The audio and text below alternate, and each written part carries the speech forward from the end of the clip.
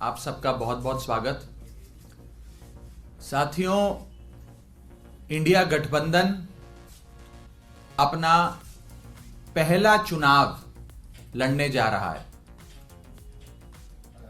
पहला मैच खेलने जा रहा है। 18 जनवरी को होने वाला चंडीगढ़ मेयर चुनाव कोई आम चुनाव नहीं है। ये इस देश की राजनीति की तकदीर, तस्वीर, दशा और दिशा बदलने वाला चुनाव है। और ये चुनाव हमारा मानना है कि आने वाले 2024 के लोकसभा चुनाव की नींव रखेगा। इंडिया गठबंधन बतौर गठबंधन पहली बार चुनाव के रण के मैदान में भाजपा का सामना करने जाना है। और यह चुनाव इंडिया बनाम भाजपा के पहले मैच के पहले चुनाव के नाम से जाना जाएगा। हमारा यह मानना है कि इंडिया गठबंधन पूरी मजबूती से चंडीगढ़ मेयर चुनाव लड़ेगा और एक ऐतिहासिक निर्णायक जीत दर्ज कराएगा। आप इस आम चुनाव, इस चंडीगढ़ मेयर चुनाव को कोई साधारण आम चुनाव मत मानिए। यह एक ऐसा चुनाव है जिसमें पहली बार मुकाबला सीधा इंडिया बनाम भाजपा होने जा रहा है। और हमारा यह मानना है कि जीत दर्ज कराने के बाद इंडिया गठबंधन का यह जीत रूपी रथ चंडीगढ़ तक ही सीमित नहीं रहेगा। यह कश्मीर से लेकर कन्याकुमारी और मणिपुर से लेकर मुंबई तक जाएगा। जब जब टीम इंडिया का सामना देश की, दुनिया की किसी भी टीम से हुआ, हमेशा भारतवासियों ने टीम इंडिया को जिताया। हमारा यह मानना है कि 18 जनवरी के चंडीगढ़ चुनाव में भी भारतवासी एकजुट होकर इंडिया को जिताएंगे। और इस चुनाव के उपरांत स्कोर कार्ड होगा इंडिया 1, भाजपा 0। हमारा यह मानना है कि इंडिया गठबंधन की 18 जनवरी को होने वाली क्लीन स्वीप के बाद यह एक 2024 के लोकसभा चुनाव के लिए आगाज होगा। मैं फिर से दोहरा दूं, इंडिया गठबंधन का भाजपा से पहला मुकाबला, इंडिया गठबंधन का भाजपा से पहला मुकाबला जो 18 जनवरी को होने जा रहा है, यह 2024 के लोकसभा चुनावों का आगाज होगा, कर्टन रेजर होगा।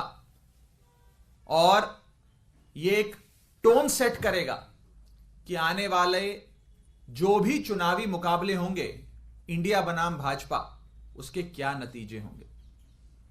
मेरा यह मानना है कि यह एक और बड़ी चीज साबित करेगा। वो ये है कि जब इंडिया गठबंधन मिलकर चुनाव लड़ता है तो 1 और 1 2 नहीं, 1 और 1 11 होता है।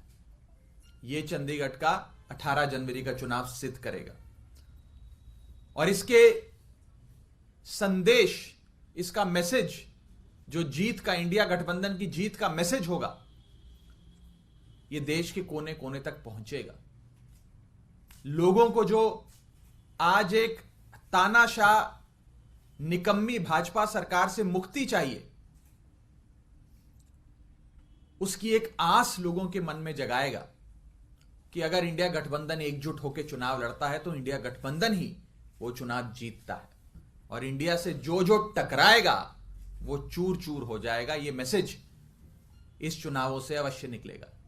18 जनवरी को चंडीगढ़ में भारतीय जनता पार्टी की जो आज निकम्मी और तानाशाह बादशाहत है, उससे चंडीगढ़ के लोगों को छुटकारा मिलेगा।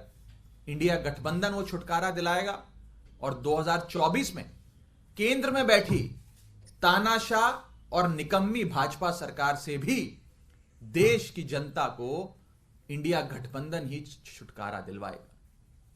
तो आने वाला ये चुनाव बेहद निर्णायक होने जा रहा है और हमारा ये मानना है कि इंडिया गठबंधन का पहला मुकाबला, पहली चुनावी फाइट जो भाजपा से 18 जनवरी को होने जा रही है, ये 2024 के चुनाव का आगाज करेंगी। इसके संदर्भ में कोई सवाल हो तो आप पूछ सकते हैं। ये क्या इसका भी आधार बनेगा कि पंजाब में आने वाले समय में आम आदमी पार्टी और कांग्रेस का लोकसभा के लिए भी गठबंधन हो पाएगा? देखिए, इंडिया गठबंधन एक ऐसा गठबंधन है जिसमें देश की तमाम पार्टियों ने, राजनीतिक दलों ने, राजनेताओं ने अपनी व्यक्तिगत महत्वाकांक्षा और अपनी व्यक्तिगत मतभेद, मनभेद दरकिनार कर साथ आने का फैसला लिया, देश हित में फैसला लिया। अब सीटों का बंटवारा कौन से राज्यों में होगा, कौन से में नहीं होगा, कौन से राज्यों में रणनीति के तहत साथ आकर लड़ा जाएगा और कौन से राज्यों में रणनीति के तहत भिन्न भिन्न प्रकार से लड़ा जाएगा, यह फैसला सीट शेयरिंग की जब पूरी बातचीत है वो समाप्त हो जाएगी उसके बाद लिया जाएगा। आज सीट शेयरिंग पर नॉन स्टॉप रेगुलर कमेंट्री करना उचित नहीं है। मैंने पहले भी कहा था कि जैसे क्रिकेट मैच में आप देखते हैं कि बॉल बाय बॉल कमेंट्री होती है, सीट शेयरिंग की बातचीत में, संवाद में इस प्रकार से बॉल बाय बॉल कमेंट्री नहीं हो सकती, वो संभव नहीं है। लेकिन जैसे ही कोई महत्वपूर्ण फैसला लिया जाएगा उसकी जानकारी अवश्य आप सबसे साझा करेंगे। But is this outcome of Mr. Arvind Kejriwal's meeting with Rahul Gandhi and Mallikarjun Kharge at Mr. Kharge's residence? देखिए, मेरे नेता और दिल्ली के मुख्यमंत्री आदरणीय अरविंद केजरीवाल जी की एक बहुत ही महत्वपूर्ण बैठक कांग्रेस के राष्ट्रीय अध्यक्ष मल्लिकार्जुन खड़गे साहब और कांग्रेस पार्टी के बड़े नेता राहुल गांधी जी के साथ हुई। बैठक बहुत ही महत्वपूर्ण है, उसमें कई विषयों पर चर्चा हुई और साथ आकर चुनाव लड़ने का जो संकल्प है वो और मजबूत हुआ।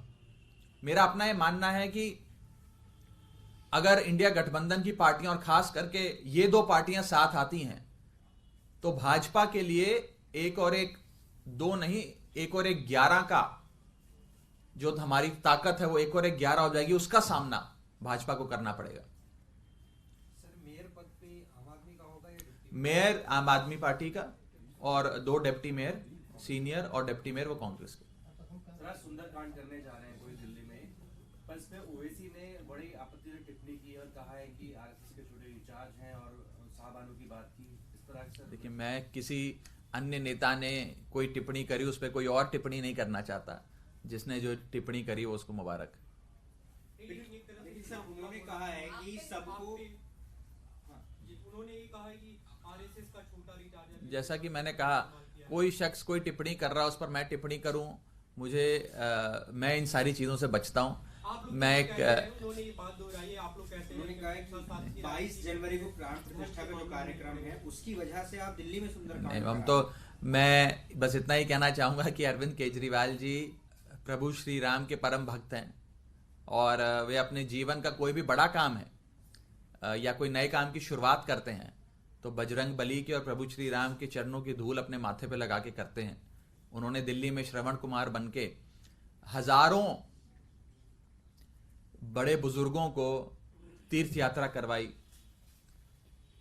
उन्हें वाराणसी से लेकर दरबार साहब से लेकर अजमेर दरगाह शरीफ तक हर जगह मत्था टकवाया, वहां पे उनके दर्शन करवाए। और मैं किसी अन्य नेता द्वारा अरविंद केजरीवाल जी पर लगाए गए ये आरोप या इस पर टिप्पणी करना उचित नहीं समझता। मुझे नहीं लगता कि हमें किसी और नेता से सर्टिफिकेट लेने की आवश्यकता है। लेकिन राघव जी, क्या आप लोग कोऑप्ट भी कर रहे हैं या एक तरह से काउंटर करने की कोशिश कर रहे हैं बीजेपी का जो राम मंदिर और प्राण प्रतिष्ठा पे नैरेटिव? मैंने जो जवाब देना था मैंने दे दिया इस विषय पे। क्या फॉर्मल इन्विटेशन आ गया है राम मंदिर? मेरे अभी मुझे ऐसी कोई जानकारी नहीं है और जैसे ही कोई जानकारी आएगी आपको बताएंगे। अगर आता है तो जाएंगे क्या? जब आएगा तो आपको बताएंगे। 18 का समन भी है सर, उस पर भी वकीलों से चर्चा हो रही है। आपको 18 तारीख के और करीब आके अवश्य उस पर भी जो फैसला पार्टी लेगी, माननीय मुख्यमंत्री जी लेंगे, अपने वकीलों से सलाह कर उस बारे में भी बताया जाएगा। Raghav, can you tell us exactly what role did that particular meeting play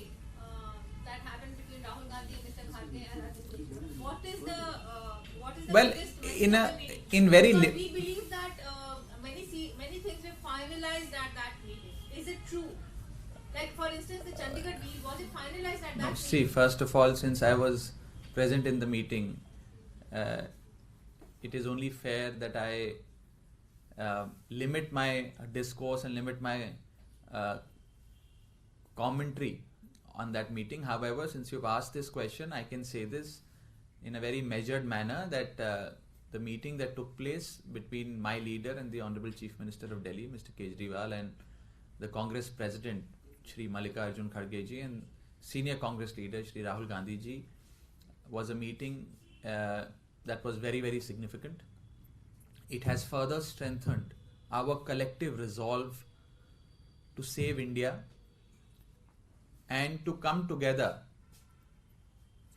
to ensure the departure of a incompetent, corrupt and dictatorial regime led by the BJP. That's the only thing that I'd like to say vis-a-vis that meeting. Sir Anurag Thakur का भी बयान आया है अरविंद केजरीवाल जी और ये है वो सुंदरकांड का बात करेंगे उस पर मैं किसी के बयान पे मैं क्यों बयान दूं मेरे भाई, सर आप वो पछतावा करने का समय आ उनको गया बयान देने दीजिए. किसी के बयान पर मैं क्यों बयान दूं? आप उनसे जाकर मेरे बयान पे उनका बयान मांगिए. Thank you so much.